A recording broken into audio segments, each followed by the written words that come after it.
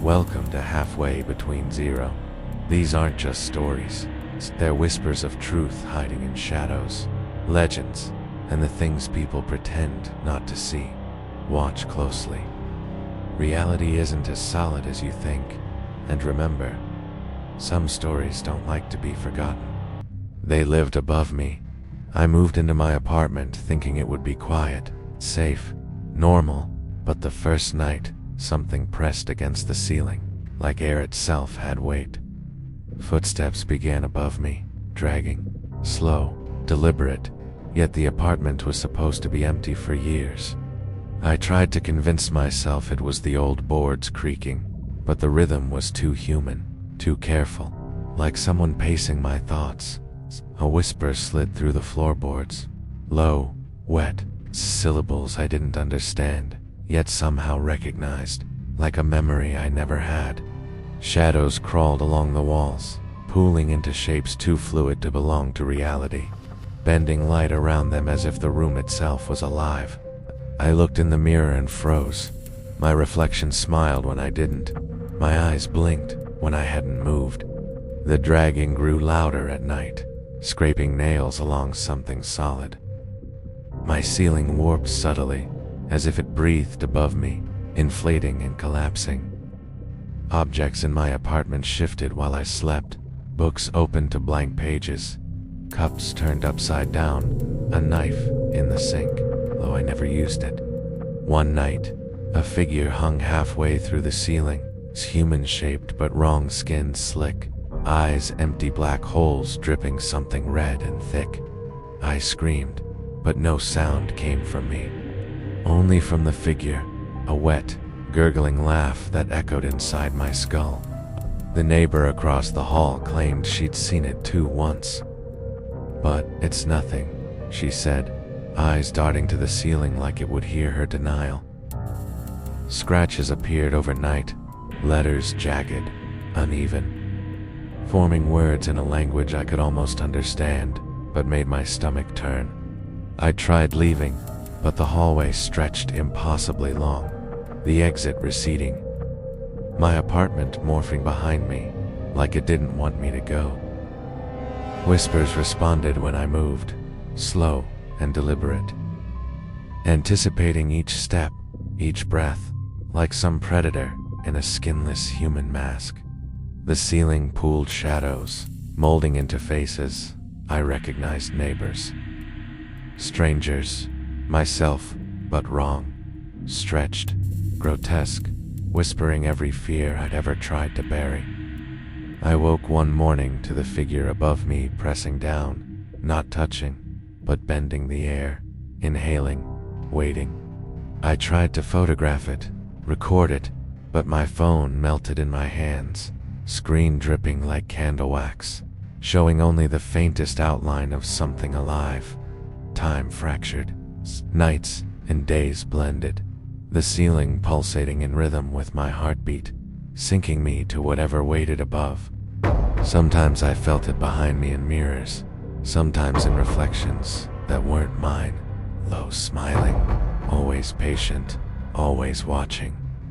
The whispers began to speak my secrets, my memories, my fears, recounting moments no one could know. Laughing at the fragility of my mind, I stopped sleeping entirely, only sitting in a corner with a flashlight, watching the ceiling breathe, imagining the thing above studying me like a scientist with a cruel curiosity. The floorboards warped under my weight, the shadows flowing through the cracks like oil, creeping closer, and I could feel them under my skin, inside my blood.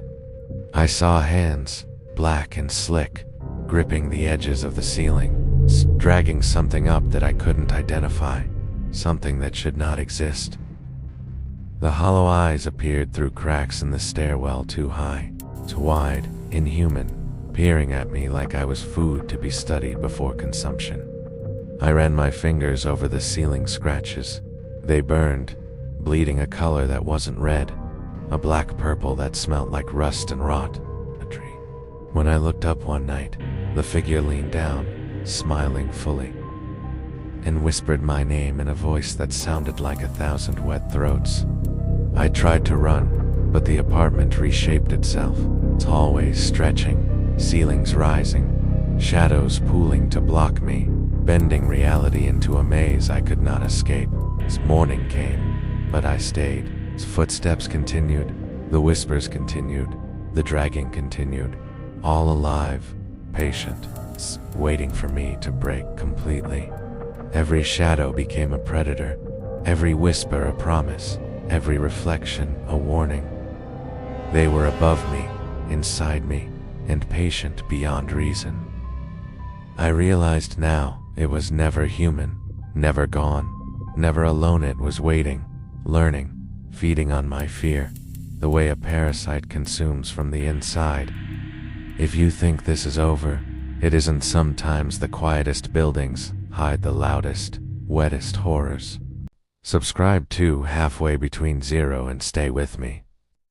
Every Monday at 8 p.m., stories like this. Make sure you'll never sleep without looking up first. The surgeon who removed souls. I moved into the apartment because it was cheap and silent. Enough to pretend my life wasn't falling apart, but the air inside carried a faint copper sweetness that never faded. At night, the floorboards seemed to breathe beneath me, expanding and contracting like a sleeping animal trying not to wake while I walked above it. The third evening, I felt its rhythm sync with mine. My inhale echoed through the vents. My exhale pushed back through the walls, like something was practicing being alive alongside me.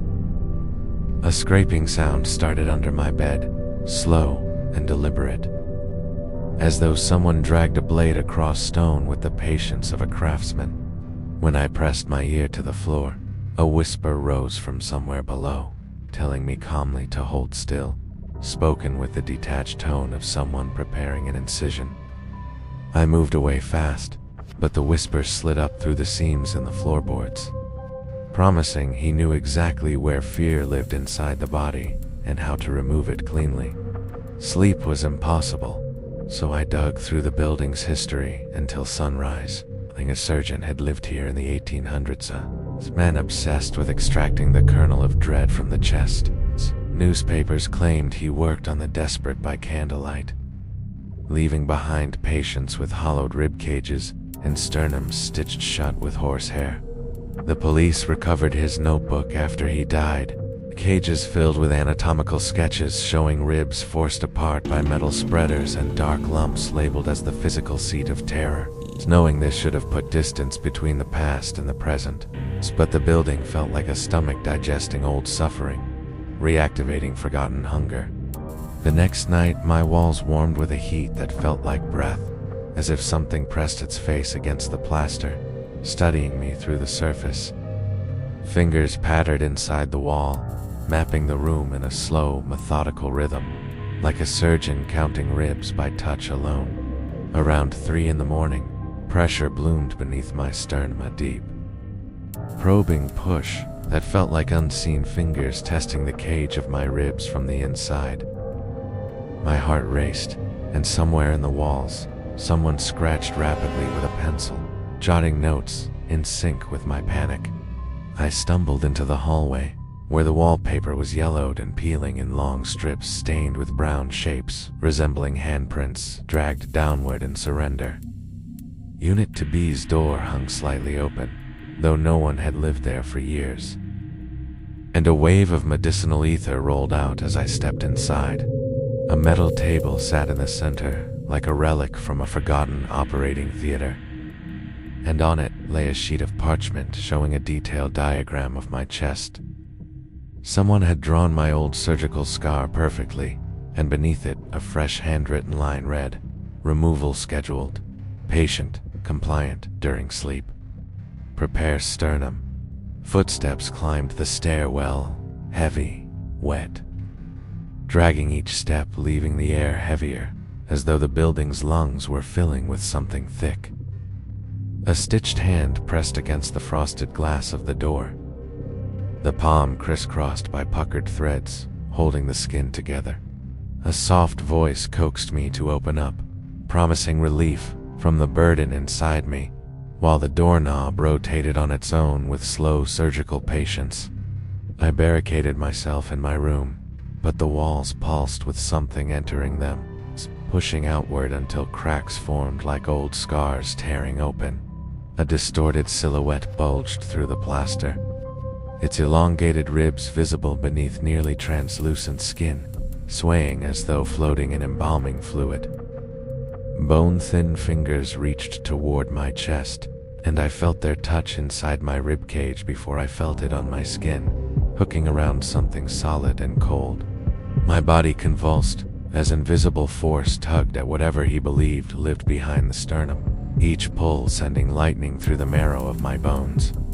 The building echoed with screams, layers of voices, old and new, rising from the floors and walls like trapped breath finally escaping. On my knees, I listened to the surgeon whisper that the kernel was almost loose, and I'd soon be light enough to forget myself entirely. Something tore free inside me. A wash of cold flooded my spine as if a vital memory had been plucked out with surgical precision. I kicked the wall, and it fractured, revealing a cavity filled with rusted saws, rib spreaders, and hooks twitching like metal insects, waiting for orders. Crawling toward the front door, I dragged myself by fingertips, leaving a faint smear of blood where my chest had begun to seep from the inside. Behind me, the surgeon slid fully into the room, towering and stitched together from centuries of procedures, eyes hollow but fixed with absolute purpose. He said I could run if I wanted, but any structure built atop his old roots belonged to him now, tame, and he could reach me through any wall I dared lean against. I escaped into the street, gasping. But every night since then my chest shifts like something unsettled, and the emptiness inside pulses in time with footsteps I hear beneath the floorboards. Whatever he took wasn't fear. Fear still lives in me. What he removed was the part that kept fear from controlling everything else. The Archivist of Salt Hollow. I inherited the cabin from an uncle nobody in the family talked about, a man who'd lived alone in a mining town that vanished from county maps after the last collapse. Driving into Salt Hollow felt like entering a throat. The hills narrowed around me, and the trees leaned inward as if listening to every breath I took. The cabin's porch sagged under its own weight, and the windows were so clouded they looked cataracted, like eyes that had seen too much and refused to close. Inside, the air smelled of cold stone and old paper, a scent that reminded me of basements, where records are kept long after the people in them are forgotten. The previous owner had left boxes stacked along the walls, each labeled in a shaky hand with names I didn't recognize. Dates stretching back to the 1800s. A hatch in the floor sat bolted shut.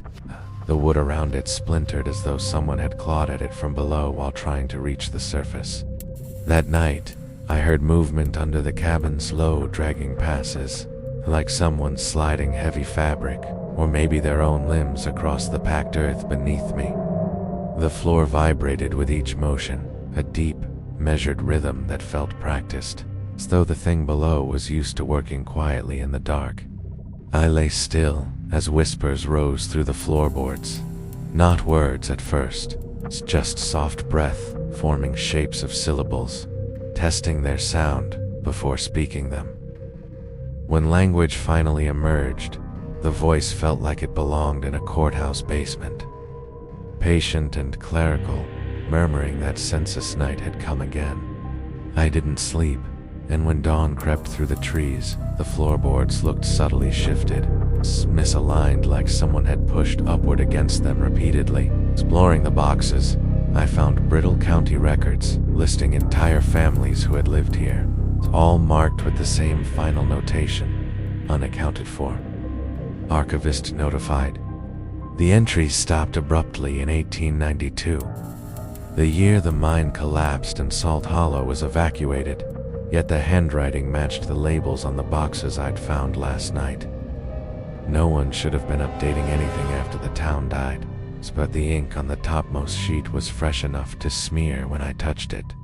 A knock sounded from beneath the house around noon. A polite tap-tap repeated at perfect intervals, as if requesting entry to a room in an office. The bolt on the hatch jiggled slightly, metal scraping metal, followed by a low sigh of disappointment that didn't sound entirely human nor entirely dead. When I stepped outside to clear my head, I noticed faint indentations in the dirt near the foundation. Long parallel grooves, like someone had dragged their fingers along the soil. The forest stood unnaturally silent, the kind of hush that settles over places where too many people disappeared without explanation, and the land learned to keep secrets.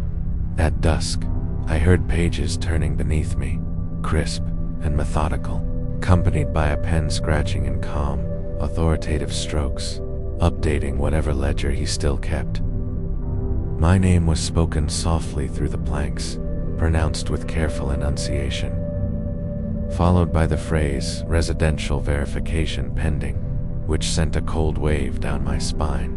The bolt on the hatch rattled again, harder this time, while the voice recited other names from my family tree, each followed by the word "absent."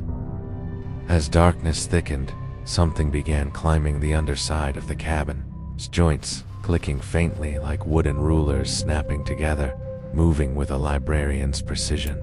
The boards bowed downward as a figure rose beneath them, its outline visible in the grain spindly shoulders, elongated arms, and a head tilted in perpetual scrutiny. When it pressed its face close enough, the wood thinned until I saw through it. A skull-like visage stretched with parchment skin covered in handwritten notes. Its eyes were empty sockets filled with swirling black ink that dripped upward instead of down, as though gravity meant nothing to whatever recorded the dead here. I backed away slowly, but the archivist whispered that my entry was overdue, and the hollow needed an accurate count to remain preserved in the grand ledger. The floor cracked open in a thin line, revealing a sliver of the space beneath, where shelves of bones stood organized with impossible neatness, each rib engraved with census details. The archivist's hand rose through the gap-long pale, marked with inked dates and initials, reaching for my ankle with calm inevitability, as if retrieving a misplaced document. The cabin trembled as he pulled himself higher, joints bending the wrong way, spine unfolding like a filing cabinet opening to retrieve a record. His voice never grew angry or loud. It remained level, professional, insisting that the living must join the archived, so the catalog of Salt Hollow could stay complete. I stumbled outside, but the forest shifted around me, trees subtly rearranged to funnel me back toward the cabin like the hollow itself wanted the record updated. Behind me, the archivist crawled onto the porch, each movement smooth and efficient. His ink-filled eyes focused solely on me, as if I were the final page. He told me not to struggle, that everyone who ever set foot in Salt Hollow became part of the ledger, their existence recorded in bone so history would never forget them. I ran into the woods anyway, branches tearing at my clothes, but every path curved back toward the cabin, as if rewritten while I moved. By the time I reached the road, my chest burned with cold, and later that night I found a thin line of writing on my skin, my own name, a date of birth, and the word pending. I sleep in motels now, changing rooms every night. Sometimes I wake to the sound of pages turning under the bed, and the archivist whispering that he has finally located me. The sleep experiment in room 19. I booked the motel because I was exhausted enough to collapse anywhere. And the desk clerk didn't ask for ID, which felt like a blessing at the time instead of a warning. The place smelled like wet carpet and old metal. It's kind of odor that settles into your clothes and makes strangers on the street glance at you with quiet concern. Room 19 sat at the very end of the hallway, door warped, peephole stuffed with tissue, as though someone inside had tried to block something from looking in. The moment I stepped across the threshold, the air shifted with a subtle pressure change, like entering a room that had been tightly sealed for years. A thin metal brace circled the ceiling, bolted into concrete, as if the previous occupant needed to be restrained from floating upward or violently thrashing. On the nightstand sat a reel-to-reel recorder still powered on, tape looping endlessly through empty static, clicking faintly every few seconds like a heartbeat. I should have left, but exhaustion pinned me, and the bed, despite its stained sheets, felt impossibly heavy, pulling my body deeper the moment I touched it. As I drifted off, I heard a man's voice whispering through the static, describing a sleep experiment conducted in the 1950s, when the government paid motels to host observation rooms. He spoke about researchers who believed dreaming wasn't a brain process, but an intrusion from something outside the body, something that wanted access to the waking world. When the tape clicked again, the voice continued, softer now, explaining that the experiment ended when subjects began waking up paralyzed, whispering that the dream thing had climbed inside their lungs. I snapped, fully awake, but my body didn't move.